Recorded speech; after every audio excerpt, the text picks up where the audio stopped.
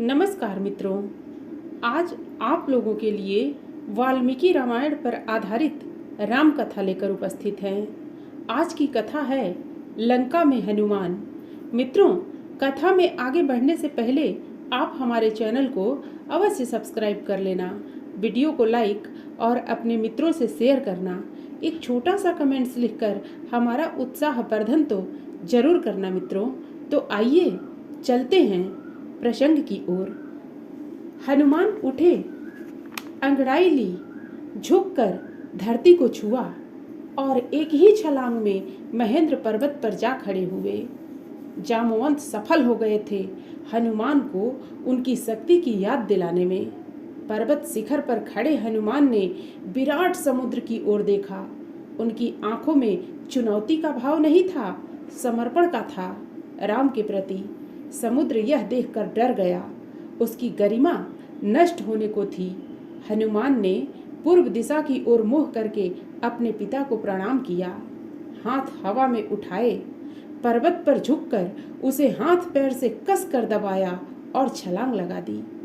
अगले ही पल वह आकाश में थे, समुद्र के ऊपर तेजी से आगे बढ़ते हुए।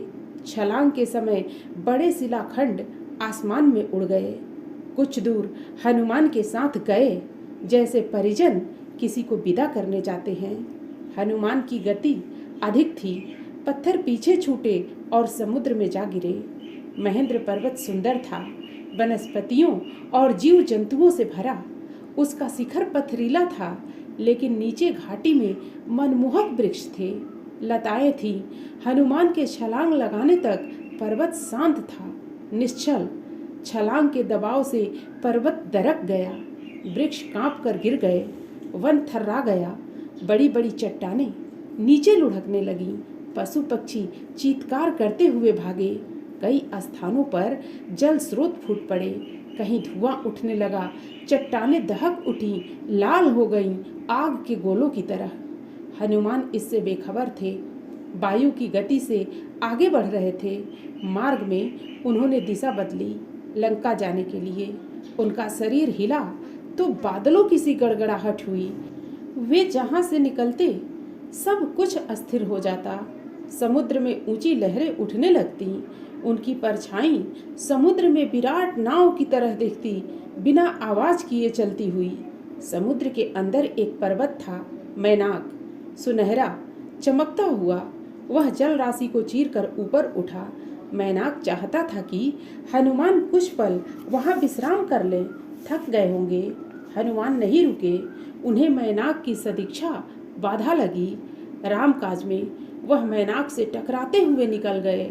हाथ ऊपरी हिस्से पर लगा तो पर्वत शिखर टूट गया। वह कुछ और ऊपर उठकर उड़ने लगे। हनुमान के रास्ते में कई बाधाएं आईं। राक्षसी सुरसा मिली, विराट शरीर, वह हनुमान को खा जाना चाहती थी। पवन पुत्र ने उसे चकमा दिया, उसके मुंह में घुसकर निकल आए। आगे एक और राक्षसी टकराई, उसका नाम सिंहिका था, छाया राक्षसी। उसने जल में हनुमान की परछाई को पकड़ ली। वह अचानक आसमान में ठहर गए। क्रुद्ध हनुमान ने सिंहिका को मार डाला। आगे बढ़े, अब गंतव्य दूर नहीं था। दूर क्षितिज पर लंका दिखाई पड़ने लगी थी, रावण की राजधानी, सोने की लंका। आकाश में उठते हुए कंगूरे, उसकी प्राचीर लंका जगमगा रही थी। हनुमान समुद्र के किनारे उतर गए। अब वह लंका को और निकट से देख पा रहे थे। हनुमान को थकान रंच मात्र नहीं थी। इतनी लंबी यात्रा का उन पर कोई प्रभाव नहीं था। चिंता थी कि सीता को कैसे ढूंढेंगे, कैसे पहचानेंगे। लंका नगरी को ठीक से देखने के लिए हनुमान एक पहाड़ी पर चढ़ गए। दृष्टि दौड़ाई, चारों ओर वृक्ष, सुवासित उद्यान, भव्य भवन, हवा में लहराती संगीत धाराएं। वे चकित थे, राक्षस नगरी में इतनी सुंदरता। उन्होंने ऐसा नगर पहले कभी नहीं देखा था। वह उस नगर का एक एक विवरण आंखों में भर लेना चाहते थे, ताकि बाद में वह सीता की खोज में काम आए। दिन के समय लंका में प्रवेश करना हनुमान को उचित नहीं लगा। उन्होंने प्रतीक्षा की, समुद्र तट पर ही शाम ढलने पर नगरी में प्रवेश किया उनके सामने पहला प्रश्न सीता का पता लगाना था। उस विराट नगर में यह काम आसान नहीं था। वृक्षों डालियों से कूदते फांदते वह नगर के मध्य में पहुंच गए। राजमहल वही था। उनका अनुमान था कि सीता महल में ही होंगी। रावण ने उन्हें छिपा कर रखा होगा किसी कोने में। महल में पहरेदार थे, अस्त्र शस्त्र लिए हुए। सबकी आंख बचाकर वह चुपचाप अंदर आ गए। राजमहल विराट था, वैभवपूर्ण। वे बचते बचाते महल में घूमने लगे, भटकते रहे। रात का समय था, अधिकतर राक्षस सो रहे थे। उन्होंने निकट जाकर एक एक चेहरा देखा। सीता जैसी कोई स्त्री उन्हें दिखाई नहीं पड़ी। वे रावण के कक्ष में गए। वहाँ रावण था। उसकी रानी मंदोदरी थी, सीता नहीं थी। न जाने सीता को कहाँ छिपा रखा है। सोचते हुए हनुमान अंतःपुर से बाहर निकल आए। एक एक करके उन्होंने राक्षसों के सारे घर छान मारे, पशुशालाएं भी देख ली। सीता का कहीं पता न था। सीता के लंका में होने की सूचना पर उन्हें संदेह नहीं था, पर वह दुखी हो गए। सोचने लगे, रावण ने अवश्य सीता को कहीं छिपा दिया है। किसी गुप्त स्थान पर मैं उन्हें ढूंढ निकालूंगा, उनसे मिले बिना नहीं लौटूंगा। उन्होंने तय किया। अंतःपुर के बाहर हनुमान ने रावण का रथ देखा, स्वर्ण रथ, रत्नों से सजा हुआ। वे चकित रह गए। तभी उनका ध्यान अंतःपुर से लगी वाटिका की ओर गया। वहाँ अशोक के ऊंचे ऊंचे वृक्ष थे, आकाश छूने को आतुर। यही अशोक वाटिका थी। दीवार लांघकर वे वहां पहुंचे। लंका में यही एक स्थान बचा था जो उन्होंने नहीं देखा था। उन्हें लगा सीता वाटिका में नहीं हो सकती। रावण उन्हें इतनी खुली जगह क्यों रखेगा। हनुमान में निराशा घर करती जा रही थी। वह एक वृक्ष पर चढ़कर बैठ गए। दिन चढ़ आया था, ऐसे में नीचे उतरना उन्हें उचित नहीं लगा। पेड़ घना था, वे उसके पत्तों में छिप गए। उन्हें वहां से सब कुछ दिखता था, लेकिन उन्हें कोई नहीं देख सकता था। रात हो आई थी। अचानक वाटिका के एक कोने से उन्हें अष्टहास सुनाई पड़ा। वे राक्षसियां थीं। हनुमान उधर ही देखने लगे। एक वृक्ष के नीचे राक्षसियों का झुंड था। वे किसी बात पर ठहाके लगा रही थीं। हनुमान को लगा कि वे सीता पर हंस रही हैं। वह पेड़ से चिपककर नीचे की डाली पर आए। ध्यान से देखा, राक्षसियों के बीच एक स्त्री बैठी है। चेहरा मुरझाया हुआ, उदास, दयनीय, दुर्बल, शोकग्रस्त।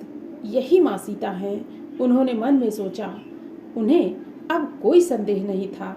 राक्षसियां वही थीं, हट नहीं रही थीं। हनुमान उतावले थे, पर नीचे उतरने में डर था, स्वयं उनके लिए, सीता के लिए भी। तभी उन्होंने रावण को आते देखा, राजसी ठाट बाट के साथ, दासियों सहित। हनुमान सीता से भेंट किए बिना लौटना नहीं चाहते थे। ऐसे लौटा तो राम को क्या बताऊंगा, उन्होंने सोचा। नीचे उतरने का अवसर ही नहीं मिल रहा था। वे डाल से चिपक गए, सांस रोककर, रावण के लौटने की प्रतीक्षा में। रावण ने सीता को बहलाया, फुसलाया, लालच दिया। सीता नहीं डिगी। वह डर से कांप रही थीं, पर उन्होंने रावण की एक न सुनी, तिरस्कार किया। रावण ने कहा, तुम्हें डरने की आवश्यकता नहीं है सुमुखी। मैं तुम्हें स्पर्श नहीं करूंगा जब तक तुम स्वयं ऐसा नहीं चाहोगी। मैं तुम्हें अपनी रानी बनाना चाहता हूँ। मेरी बात मान लो और सुख भोग करो, अन्यथा मैं तुम्हें तलवार से काट डालूंगा। सोच लो, तुम्हारे पास अब केवल 2 महीने बचे हैं। ऐसा कभी नहीं होगा दुष्ट। राम के सामने तुम्हारा अस्तित्व ही क्या है। मुझे राम के पास पहुंचा दो, वे तुम्हें क्षमा कर देंगे। तुमने ऐसा नहीं किया तो सर्वनाश निश्चित है। तुमने अपराध किया है, तुम्हें कोई नहीं बचा सकता। मूर्ख राक्षस, तुम्हारा अंत निकट है। रावण क्रोध में पैर पटकता हुआ चला गया। रात गाढ़ी होती जा रही थी। रावण के जाने पर राक्षसियों ने सीता को घेर लिया, उन्हें डराने धमकाने लगी। बोली, तुम मूर्ख हो, रावण का प्रस्ताव अस्वीकार कर रही हो। यह रावण की नगरी है। तुम्हारा राम यहाँ कभी नहीं पहुँच सकता। तुम्हें कोई नहीं बचा सकता। राक्षसियों में एक त्रिजटा थी, सबसे भिन्न। उसने कहा, मैंने एक सपना देखा है। पूरी लंका समुद्र में डूब गई है, सब नष्ट हो गया है। यह सपना अच्छा नहीं है। कहीं यह सीता के दुख से जुड़ा तो नहीं है। सीता की हिचकियां बंध गईं। वह विलाप करने लगी। देर रात राक्षसियां एक एक कर चली गईं। सीता वाटिका में अकेली थी। यह अच्छा अवसर था, पर हनुमान पेड़ से नहीं उतरे। कहीं सीता मुझे भी राक्षस न समझ ले, मायावी चाल मान ले। उन्होंने सोचा। पेड़ पर बैठे बैठे उन्होंने राम कथा प्रारंभ की, राम का गुणगान। रावण की लंका में राम चर्चा सुनकर सीता चौंकी। उन्होंने ऊपर देखा, जिधर से आवाज आ रही थी। पूछा, तुम कौन हो? हनुमान नीचे उतर आए। उन्होंने सीता को प्रणाम किया। राम की अंगूठी उन्हें दी। कहा, हे माता, मैं श्री राम का दास हूँ, किष्किंधा के वानर राज सुग्रीव का अनुचर। उन्होंने मुझे यहाँ भेजा है आपका समाचार लेने। हनुमान को लेकर सीता के मन में अब भी शंका थी। उन्होंने पर्वत पर फेंके आभूषणों की याद दिलाकर संदेह दूर कर दिया। सीता ने राम का कुशल क्षेम पूछा, कई प्रश्न किए। हनुमान उन्हें कंधे पर बैठाकर राम के पास ले जाना चाहते थे। सीता ने प्रस्ताव अस्वीकार कर दिया। उन्होंने कहा, यह उचित नहीं होगा पुत्र। पकड़े गए तो मेरा संदेश भी राम तक नहीं पहुंचेगा। हनुमान ने सीता से विदा ली। वह पूरी सूचना तत्काल राम तक पहुंचाना चाहते थे। चलते समय सीता ने अपना एक आभूषण उन्हें दे दिया। उनकी आंखें नम थीं। हनुमान ने कहा, निराश न हो माते, श्री राम 2 माह में यहाँ अवश्य पहुँच जाएंगे। हनुमान राम के पास लौटने को उद्यत थे। उत्तर दिशा की ओर जाना था, पर कुछ सोचकर रुक गए। उन्होंने रावण का उपवन तहस नहस कर दिया। अशोक वाटिका उजाड़ दी, वृक्ष उखाड़ दिए और विरोध करने वाले सभी राक्षसों को मार डाला। रावण के कई महाबली मारे गए। हनुमान से लड़ते हुए रावण का पुत्र अक्षय कुमार भी प्राण गंवा बैठा। राक्षस भागे भागे राजमहल गए। रावण को इसकी सूचना दी। एक वानर के उत्पात के बारे में बताया। रावण तिलमिला गया। उसके क्रोध का ठिकाना नहीं रहा। उसने मेघनाद को भेजा, अपने सबसे बड़े बेटे को। कहा, उस वानर को मेरे सामने उपस्थित करो, उसने जघन्य अपराध किया है। मेघनाद ने हनुमान से भीषण युद्ध किया। वह इंद्रजीत था, एक बार इंद्र को परास्त कर चुका था। उसने अंततः हनुमान को बांध लिया। राक्षस उन्हें खींचते हुए रावण के दरबार में ले आए। शक्तिशाली रावण सिंहासन पर बैठा था। उसके सेनापति ने पूछा, कौन हो तुम? किसने तुम्हें यहाँ भेजा है? हनुमान के मन में भय नहीं था। मैं श्री राम का दास हूँ, मेरा नाम हनुमान है। आप श्री राम की पत्नी सीता को हर लाए हैं। मैं उन्हीं की खोज में आया था। उनसे मैं मिल चुका। आपके दर्शन करना चाहता था, इसलिए उत्पात करना पड़ा। इसमें मेरा कोई अपराध नहीं है। दंड के भागी तो राक्षस हैं। उन्होंने मुझे रोकने का प्रयास किया। क्रोध में रावण हनुमान को मारने उठा। छोटे भाई विभीषण ने उसे रोक दिया। कहाँ? आप नीतिवान हैं राजन। नीति के अनुसार दूत का वध अनुचित है। आप उसे कोई दूसरा दंड दे दें। हनुमान ने रावण को पुनः प्रणाम किया। मेरा एक निवेदन है, आप सीता को सम्मान सहित लौटा दें। इसी में आपका कुशल है। धनुर्धर राम से आप युद्ध नहीं जीत सकते। रावण ने हनुमान की पूंछ में आग लगा देने की आज्ञा दी। राक्षसों ने आग लगा दी। जलती हुई पूंछ के साथ उन्हें नगर में घुमाया। राक्षस ठिठोली कर रहे थे। इसी बीच हनुमान ने बंधन तोड़ दिए। एक भवन पर चढ़कर उसमें आग लगा दी। एक से दूसरी अटारी पर कूदते उन्होंने सभी भवन जला दिए। हाहाकार मच गया। लंका जल रही थी। धूं धूं कर राक्षस विलाप करने लगे। अचानक हनुमान को सीता की चिंता हुई। वे अशोक वाटिका की ओर भागे। डर था कि कहीं आग उन तक न पहुंच गई हो। सीता सकुशल थी, पेड़ के नीचे बैठी हुई, आग से अप्रभावित। हनुमान ने उन्हें प्रणाम किया, आशीर्वाद मांगा और उत्तर दिशा की ओर चल पड़े राम के पास। दूसरे तट पर सभी हनुमान की प्रतीक्षा कर रहे थे। अंगद, जामवंत, अन्य वानर आते ही उन्हें सबने घेर लिया। हनुमान ने संक्षेप में लंका का हाल सुनाया, सीता से भेंट का क्रम बताया। कहा, मैंने उन्हें देखा, बात की, यह समाचार शीघ्र श्री राम तक पहुंचना चाहिए। समय अधिक नहीं है। वानर किलकारियां भरने लगे। प्रसन्नता में वानरों का उत्पात बढ़ गया। उन्होंने मार्ग के कई वन उजाड़े, फल खाए और फेंके, दौड़ते हुए चले और किष्किंधा पहुंच गए राम के पास। वानरों को साथ लेकर सुग्रीव वहां पहुंचे। हनुमान ने रावण को सीता द्वारा दिया गया आभूषण दिया। राम की आंखों में आंसू आ गए। उन्होंने हनुमान से कई प्रश्न किए। वे कैसी हैं, कैसे रहती हैं, उन्होंने कोई संदेश भेजा है? हनुमान ने पूरी बात विस्तार से कही। कहा, मैंने उनसे भेंट की, वे व्याकुल हैं, चिंतित हैं, हर समय राक्षसों से घिरी रहती हैं, आपकी प्रतीक्षा कर रही हैं। उन्होंने कहा, यदि श्री राम 2 माह में यहाँ नहीं आए तो पापी रावण मुझे मार डालेगा। राम शोक में डूब गए। भाव विह्वल होकर उन्होंने हनुमान को गले से लगा लिया। आंसू रोक नहीं पाए। लक्ष्य स्पष्ट था, लंका पर आक्रमण।